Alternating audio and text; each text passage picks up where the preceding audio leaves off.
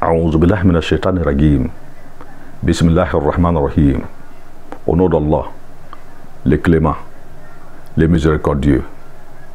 Paix et salut sur notre maître, le prophète Muhammadou sallallahu alayhi wa sallam, ainsi que sur sa famille et ses compagnons.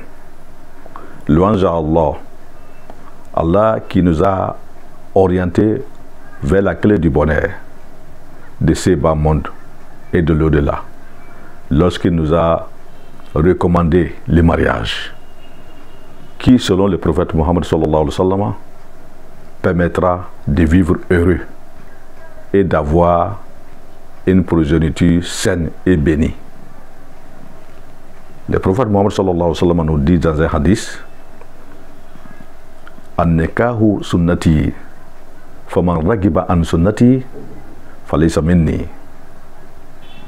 Le prophète Muhammad sallallahu alayhi wa sallam nous dit ici: le mariage est ma sunna, c'est-à-dire le mariage est ma tradition, la tradition islamique. Donc quiconque s'écarte de ma sunna n'est pas de moi. Donc ça veut dire quoi? Ça veut dire que le mariage est un acte obligatoire en islam. Il ne faudra pas que un jeune homme ou bien une jeune femme, une fille ou un garçon décide de ne pas se marier. Cela n'est pas islamique. L'islam conseille vivement le mariage. Mais il y a plusieurs facteurs qui font que certaines femmes ont des difficultés pour se marier. Certaines femmes ont des difficultés pour se marier. Certaines jeunes filles, certaines jeunes dames ont des difficultés pour se marier. Comme facteur, nous pouvons citer le choix difficile des femmes. Il y a aussi des femmes qui préfèrent souvent les hommes nantis. Il y a aussi les femmes qui veulent forcément des hommes intellectuels. Sans oublier les femmes qui ne veulent que les hommes qui vivent dans les grandes villes, c'est-à-dire des citadins. Il y a beaucoup d'autres facteurs, mais je ne peux pas tout citer ici. Outre ces facteurs, il y a beaucoup de femmes qui sont bloquées par la sorcellerie et aussi les maris de nuit que nous appelons dans notre jargon guinéen en chac. Il y a ces problèmes-là qui sont avec beaucoup de femmes. Mais la remarque est que la plupart de ces situations que nous traitons tous les jours sont des cas de blocage spirituel, donc liés à la sorcellerie et au mari de nuit. C'est pourquoi nous avons décidé d'aborder ce sujet aujourd'hui et en même temps de vous enseigner un secret pour cette situation, pour le déblocage, pour avoir le mariage. Le secret de la sourate 94, qui est sourate al-Sharh, sourate l'ouverture, qu'on appelle Alam Nashrah Laka Sadrak. Donc, celles d'entre vous, vous les femmes, qui ont pu utiliser ces secrets, vont trouver certainement beaucoup de prétendants. Ils vont trouver beaucoup de prétendants et comme ça, elles choisiront celles que leurs cœurs ont acceptées. Et si elle lui donne le feu vert, ce dernier va s'engager avec elle et l'épouser. automatiquement, sans hésitation et sans tarder. Voici comment utiliser ces secrets. Il faut écrire la sourate 94, sourate l'ouverture, qui est sourate al-Shari, 3 fois, avec l'encre noire sur une tablette, c'est-à-dire sur la tablette de marabout, ou avec safran sur un papier blanc. On peut écrire sur la tablette noire qu'on appelle walga, ou bien on peut écrire sur un papier blanc et avec safran. Et après, il faut prendre 3 citrons et les découper pour presser leur jus dans un gobelet. Il faut presser le jus dans un gobelet et c'est avec ces jus qu'il faut laver cette écriture. Après, il faut prendre 3 ou 5 cuillères à soupe de poudre de henné.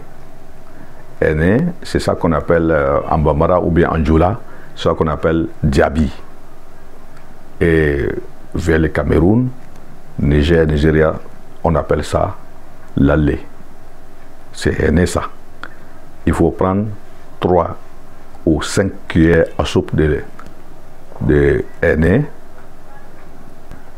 verser le jus de ce citron. Donc ça veut dire quoi? Ça veut dire que c'est le jus de citron là qu'il faut laver l'écriture avec. Lorsque vous finissez de laver l'écriture avec le jus de citron, vous prenez ce jus là pour mélanger avec le henné pour obtenir la pâte de henné. Quand vous faites la composition, vous divisez la pâte en 2, la pâte de henné en 2.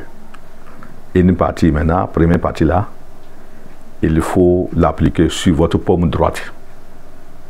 Il faut l'appliquer sur votre paume droite. Mais avant de l'appliquer, vous pouvez faire le modèle que vous voulez avec les scotch. Et après, vous pouvez l'appliquer. Il y a des femmes qui font des modèles. Et vous pouvez faire le modèle que vous voulez et l'appliquer sur votre paume droite. Une seule main, c'est-à-dire paume droite. Et après, vous allez commencer la prière suivante. Il faut procéder cette opération-là dans la journée. Et maintenant, dans la soirée, la nuit, il faut commencer cette prière que je vais vous expliquer maintenant. Donc chaque nuit, il faut faire ses ablutions et faire une prière de 2 rakats. Dans la première rakat, il faut réciter la Fatiha une fois et la sourate al-Shari, sourate 94, sourate l'ouverture 7 fois. Après le salut final, il faut zikrer ce qui suit. Vous allez faire les zikrs de Astaghfirullah, Astaghfirullah 100 fois. Allahumma salli ala Muhammadin wa ala ali Muhammad wa sallim 100 fois. Ensuite, il faut formuler votre vœu. Après ça, il faut formuler le vœu, ce que vous voulez. Et commencer maintenant les zikrs comme suit. Il faut zikrer Ya Latif, Ya Latif, Ya Latif 129 fois. Et Surat al-Shari 30 fois. Vous allez encore zikrer Ya Latif 129 fois. Et vous allez encore réciter Surat al-Shari. Quand on dit Surat al-Shari, c'est Surat 94, le complet, du début jusqu'à la fin, 30 fois. Encore Ya Latif 129 fois. Encore Surat 94, Surat al-Shari 30 fois. C'est comme ça que vous allez répéter jusqu'à 9 fois. Jusqu'à 9 reprises. Il faut toujours reprendre Ya Latif 129, Surat al-Shari 30. Ya Latif 129 fois, Surat al-Shari 30 fois. jusqu'à 9 fois.